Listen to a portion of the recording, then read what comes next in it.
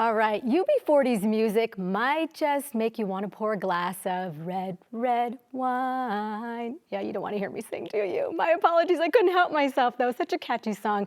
They are in the Mile High City this week, and our director Moss caught up with founding member Jimmy Brown ahead of their Denver show, and he happens to have a special connection to the band. So Jimmy Brown, welcome to Colorado and Company. There is a reason that my team is having me do this interview. First of all, not only were most of them not even born when you guys started, but the UB40 and Police concert of November 1983 was my very first concert that I ever went to. Do you remember that one by chance? I do actually, yeah. I remember there was some heavy weather from what I remember. There was about 2 feet of snow, yes. As you can imagine, still very prominent in my head. Yeah, your first concert. Yeah, I'm sure that must have been a good night. I mean, it's a long time ago. So that being said, so UB45, your album was released last year. It was, yeah. Of course, you got new songs like Fool Me Once and Champion, but you also have some of the classics. You redid Red Red Wine, Cherry O Baby. So I love that you did it. I'm just curious, why did you decide to put some of the classics on this new album? Well, we wanted to get Matt's voice on those tunes, recording. You know, that's how we do it live. And there's been a few subtle changes, I suppose, over the years as we perform those tracks. So we wanted to do the live version that we do, you know, rather than, you know, the record version.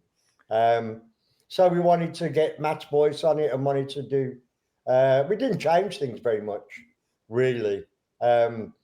But, you know, things do develop as you perform them. So, yeah, that's why we wanted to get those down. Yeah, just listening to Matt's voice, Matt Doyle, we're talking about here, it's like butter.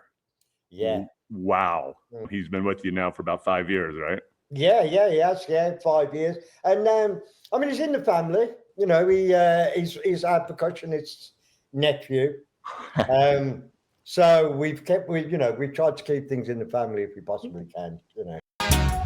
If you've taken on the best and you've risen to the test, you could be the #1 champion. So yeah, we're just very lucky that he came just at the right time, and it was the right time for him and the right time for us. And yeah, it's been a lot of fun actually having somebody as enthusiastic as him. You know? Yeah, I was going to say, it probably doesn't help that he's a darn good-looking guy too.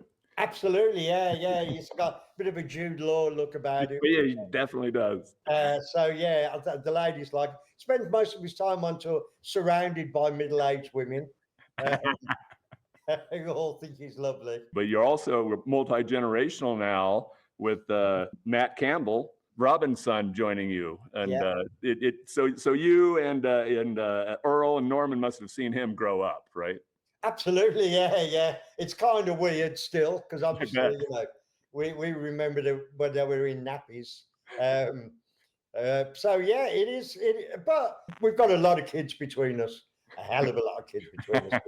Must be like 50 children between us. I mean, there's a lot. We got a lot, and it's just great to see how they're all developing. And it's really quite funny because we've got generations that are the same age because that's when we were home from touring.